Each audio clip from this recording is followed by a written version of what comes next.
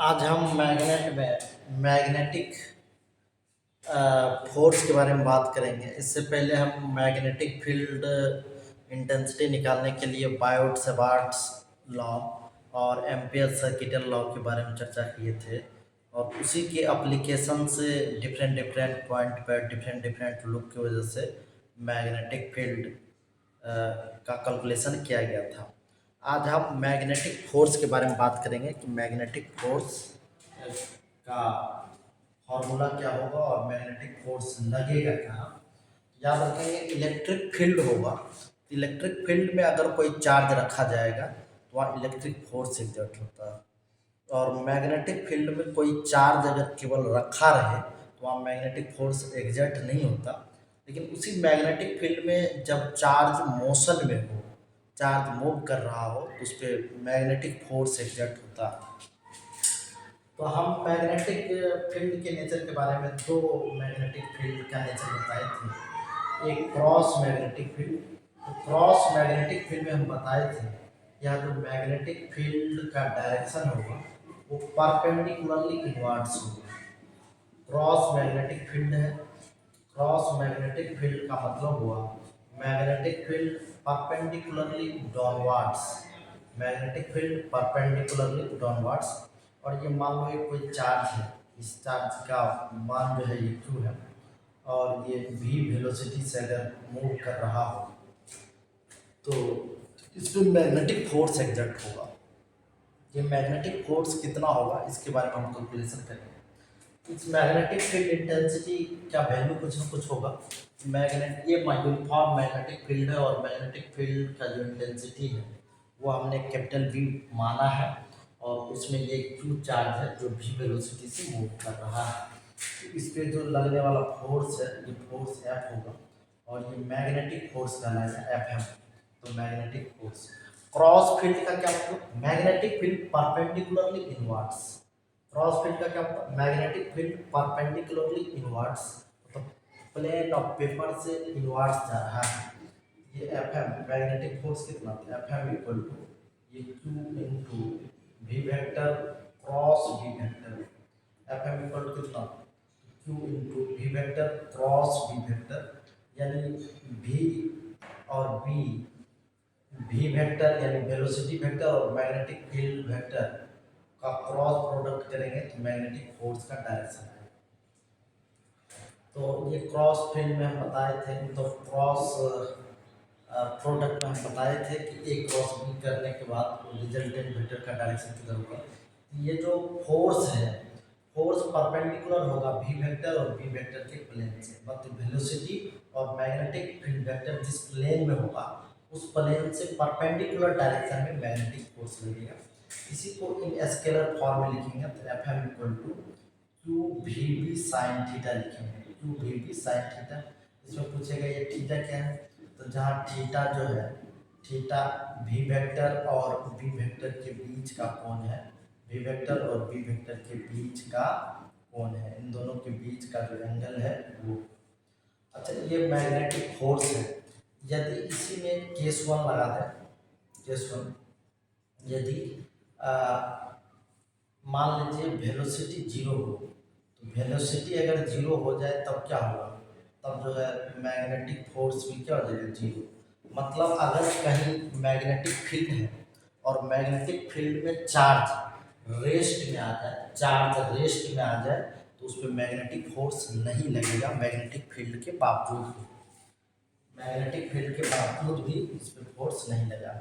इसी में यदि v वेक्टर पैरेलल हो जाए, v वेक्टर की मतलब जिस डायरेक्शन में मैग्नेटिक फील्ड है उसी डायरेक्शन में वेलोसिटी ऑफ चार्ज हो, यानी वेलोसिटी ऑफ चार्ज और मैग्नेटिक फील्ड दोनों पैरेलल हो, तो इन दोनों के बीच का एंगल जीरो हो जाएगा, और यहाँ भी Fm इक्वल टू हो जाएगा q v b sine zero, और साइन जीरो का वैल्यू क्या होता है, जीरो।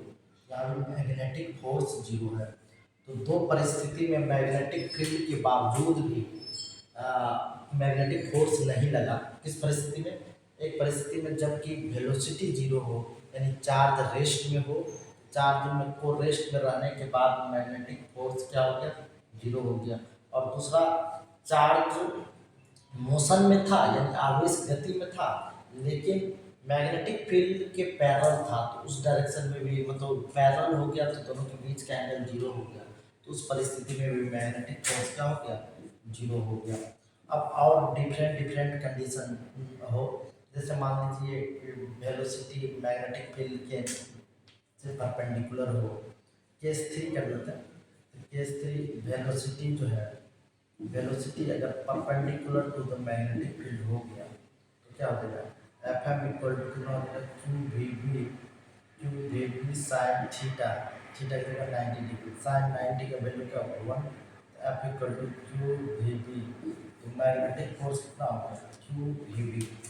देखो ये जो फोर्स है मैग्नेटिक फोर्स जीरो हो गया, और यहाँ भी मैग्नेटिक फोर्स जीरो हो गया, यहाँ मैग्नेटिक फोर्स क्यू भी हो गया, या और भी डिफरेंट डिफरेंट एंगल हो, तो हम लोग देख सकते हैं कि एंगल का वैल्यू बदलेगा तो मैग्नेटिक फोर्स का वैल्यू बदलता चला जाएगा। अच्छा, ये हमेशा क्रॉस प्रोडक्ट से ही मैग्नेटिक फोर्स का डायरेक्शन निकालेंगे, ये हमेशा संभव नहीं हो पाएगा।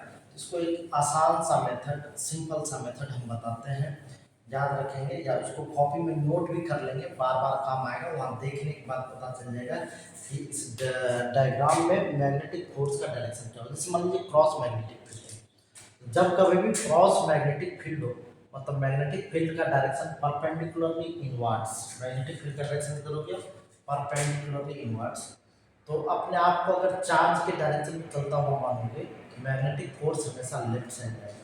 लिखेंगे इन क्रॉस मैग्नेटिक फील्ड, इन क्रॉस मैग्नेटिक फील्ड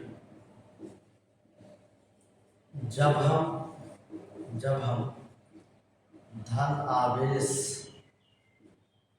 धन आवेश के दिशा में चलते हैं तो चुंबकीय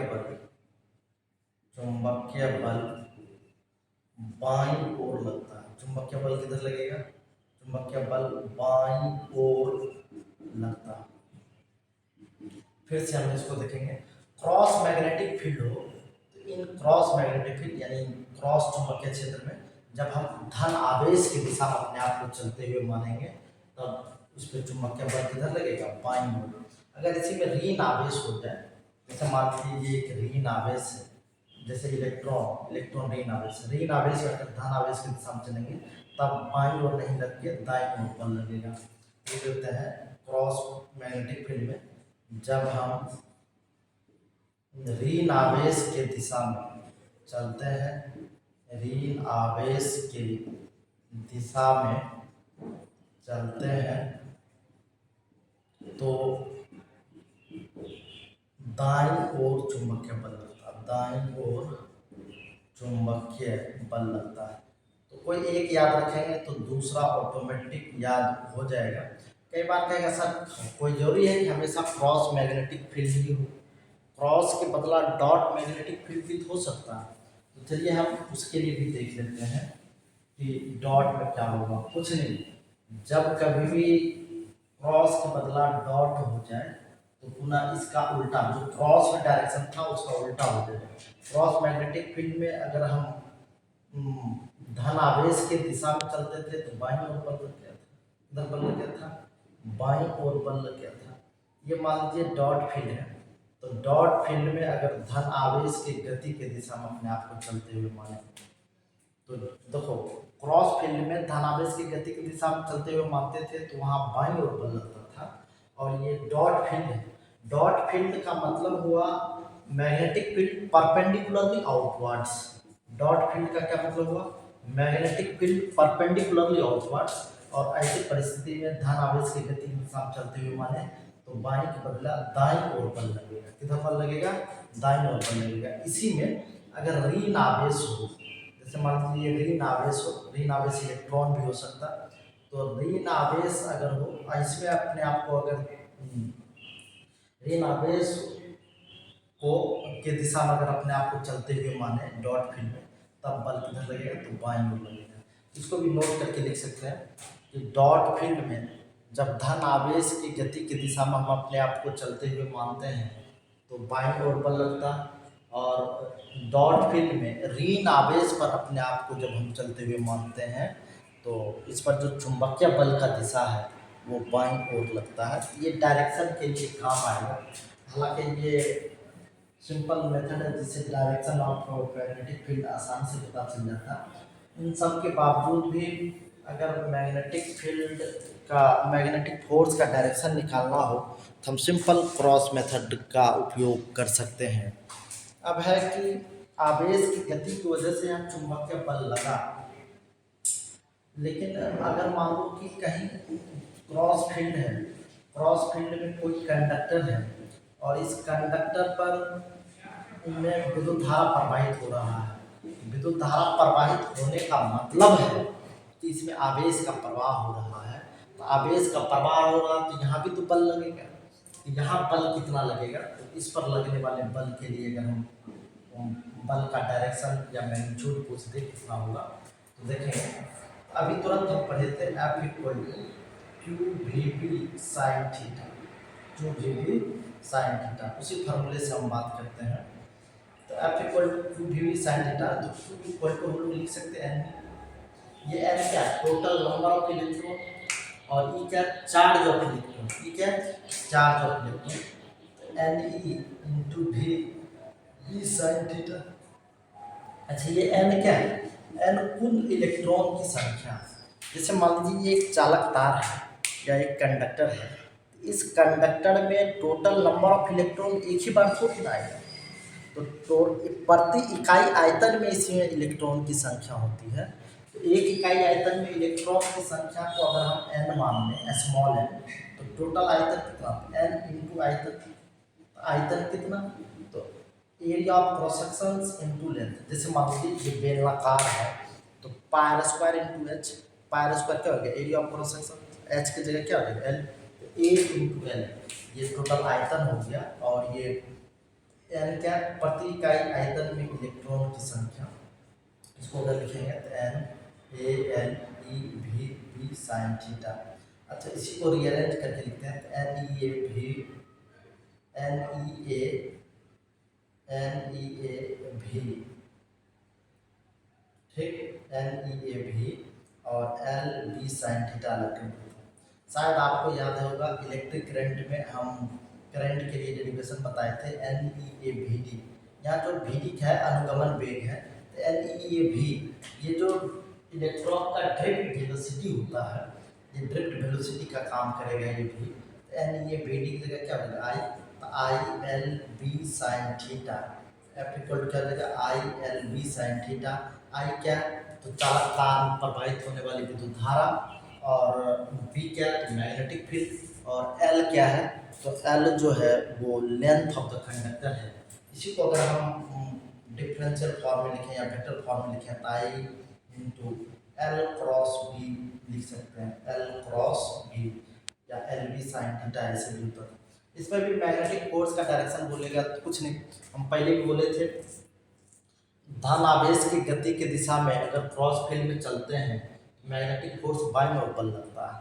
तो धन आवेश की गति की दिशा में चलते हैं तो किधर बल लगता है, मैग्नेटिक फोर्स बाईं ओर बल लगता है। इसी तरह से विद्युत धारा की दिशा में अपने आप को चलते हुए मानेंगे तो चुंबकीय बल जो है वो बाईं ओर लगता है। चुंबकीय बल किस साइड लगेगा, बाईं ओर लगेगा। ये F equal to i l b sine theta. अब हम बात करते हैं कि किसी पैरेलल वायर, ये क्रॉस फील्ड में विद्युत धारा प्रवाहित होने पर कितना बल लगा उसके बारे में बात किए थे। अगर हम मान लीजिए कहीं पैरेलल वायर हो, उस पैरेलल वायर के कारण उस पर लगने वाला फोर्स वगैरह अगर हम देखना चाहें तो फोर्स कितना लगेगा। तो चलिए हम एक क्वेश्चन लिखते हैं समांतर धारावाही चालक तार पर। हालांकि उससे पहले हम एक और चीज बता दें, समरूप चुंबकीय क्षेत्र में, समरूप चुंबकीय क्षेत्र में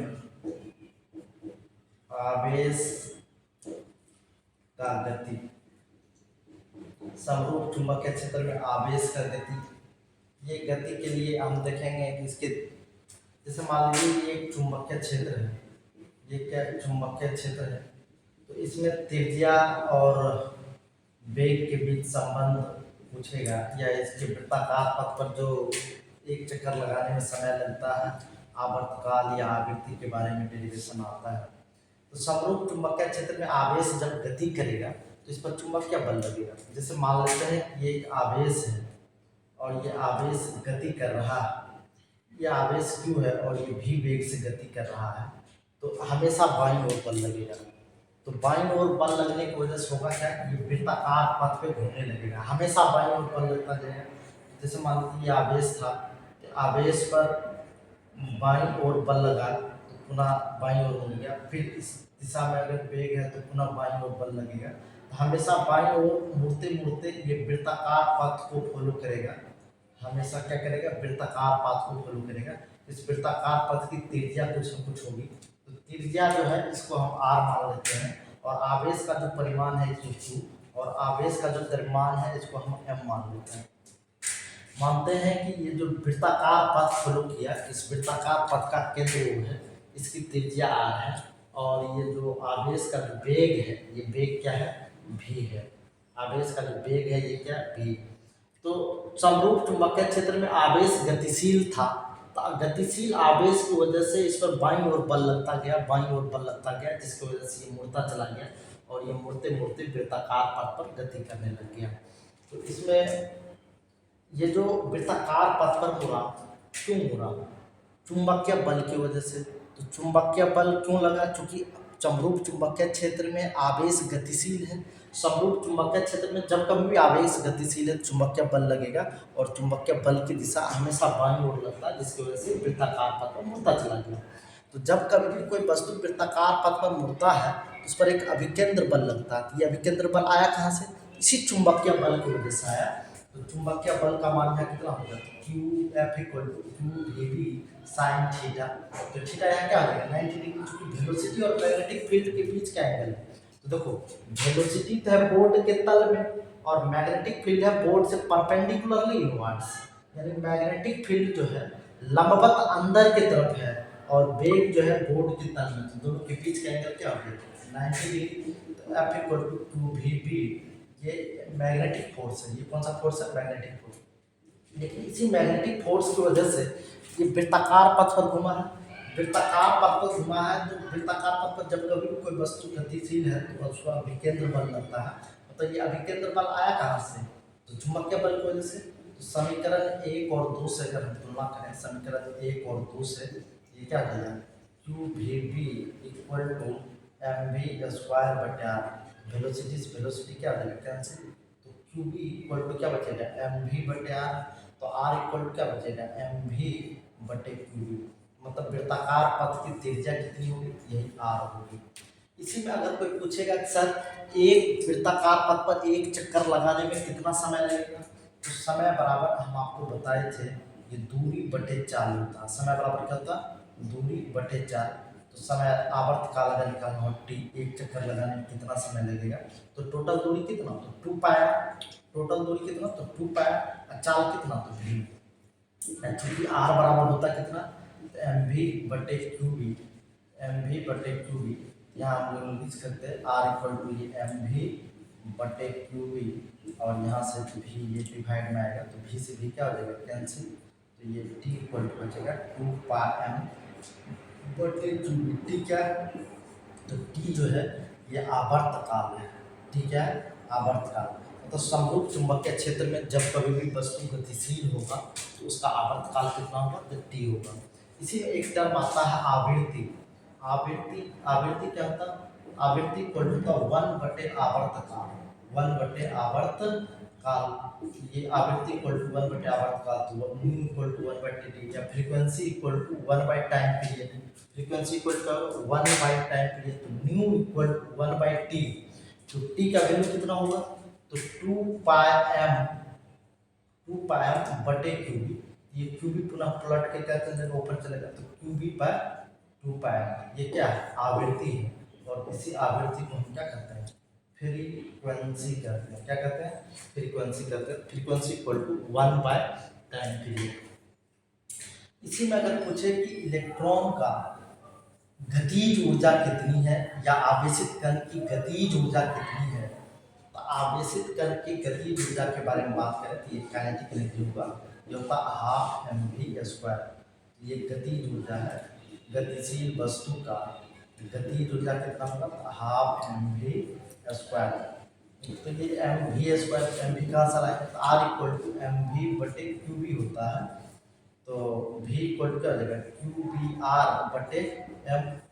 तो हाफ m, अब v के बदले क्या लिखेंगे, qbr/m, इस पूरे का स्क्वायर। तो अब देखेंगे ये कितना हो जाएगा, हाफ एक m से कैंसिल, तो q²b²r²/m। यही है काइनेटिक एनर्जी। तो kinetic energy of charge particle in magnetic field, यानी चुंबकीय क्षेत्र में आवेशित कण की गतिज ऊर्जा कितनी होगी, यही है गतिज ऊर्जा। अब जब कभी भी, अभी तक क्या है कि आवेश अपने मन से ये समरूप चुंबकीय क्षेत्र में गतिशील था, इसमें कहीं कोई दिक्कत की बात नहीं है। अच्छा, इसमें एक और चीज, कोणीय आवृत्ति अगर पूछेगा तो v इक्वल टू ओमेगा होता, तो ओमेगा इक्वल टू v/r लिख सकते हैं। तो ओमेगा क्या, तो कोणीय आवृत्ति या कोणीय वेग, तो r इक्वल टू mv/qv होता है। तो r इक्वल टू mv/qv, तो पुनः mv/qv लिखा जा सकता है। मेन डिमांड मेरा ये है, वेलोसिटी से वेलोसिटी कैंसिल, तो क्या हो जाएगा, qv/m। ये कोणीय आवृत्ति है, या इसी को हम लोग कोणीय वेग भी कहते हैं, इस बात का याद रखेंगे। अगर मान लीजिए इसी आवेश, अभी तक क्या था कि ये समरूप चुंबकीय क्षेत्र में आवेश अपने मन से गतिशील था, इसको कोई एक्सेलरेट नहीं कर रहा था। लेकिन इसी समरूप चुंबकीय क्षेत्र में आवेशित कण को जब भी विभवांतर से त्वरित किया जाए, जब आवेशित कण को भी विभवांतर से त्वरित किया जाता है, तो त्वरित किया जाता है तब क्या होता है, तो वैसे परिस्थिति में भी विभवांतर से जब त्वरित किया जाता है तो स्थितिज ऊर्जा गतिज ऊर्जा में बदलता चला जाता है। तो स्थितिज ऊर्जा जो है ये किस ऊर्जा में बदल जाता है, स्थितिज ऊर्जा कन्वर्टेड इनटू द गतिज ऊर्जा, मतलब electric potential energy kinetic energy में कन्वर्ट होकर चला जाता है। इलेक्ट्रिक पोटेंशियल एनर्जी कितना, तो q इंटू वी, और काइनेटिक एनर्जी कितना, हाफ mv², यहाँ से क्या हो जाएगा 2qv/mv²। तो वेलोसिटी कितना, वेलोसिटी इक्वल टू 2qv/m। तो वेलोसिटी इक्वल टू कितना, तो √qv/m, √2qv/m, ये वेलोसिटी, ये क्या वेलोसिटी। अब हम बात करते हैं कि पुराना फार्मूला क्या था, r इक्वल टू mv/qv था। तो वेलोसिटी को यहाँ से बस रिप्लेस कर देंगे हम लोग। जब भी विभवांतर से त्वरित किया जाता है तो होता क्या है, electric potential energy kinetic energy convert हो जाता है। तो जो इलेक्ट्रिक पोटेंशियल एनर्जी है वो काइनेटिक एनर्जी कन्वर्ट होगा, तो वेलोसिटी थोड़ा सा चेंज होता है पोटेंशियल की वजह से। तो अब वेलोसिटी को हम पोटेंशियल के टर्म में रिप्लेस कर देंगे, तो 2qv/m, m अंदर मल्टीप्लाई होगा तो m², तो एक m से m कैंसिल, qv, ये क्या बचेगा 2mv/,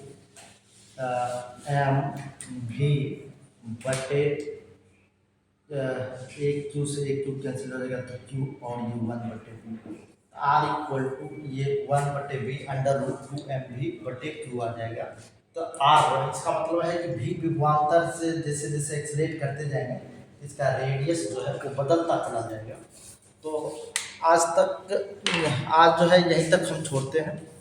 अगले दिन पैरेलल करंट कैरिंग कंडक्टर की वजह से चुंबकीय, मतलब पैरेलल करंट कैरिंग कंडक्टर की वजह से उस पर लगने वाला चुंबकीय बल का प्रकृति और परिमाण, यानी nature of magnetic force and magnitude of magnetic force के बारे में हम डेरिवेशंस करेंगे। जब दो वायर में पैरेलल डायरेक्शन में करंट फ्लो हो रहा हो तब चुंबकीय बल की दिशा और परिमाण कितनी होगी, जब एंटी पैरेलल डायरेक्शन में जो विद्युत धारा प्रवाहित हो रहा हो तब उसमें चुंबकीय बल का परिमाण और उसका प्रकृति क्या होगा, इस सब के बारे में डेरिवेशन करेंगे।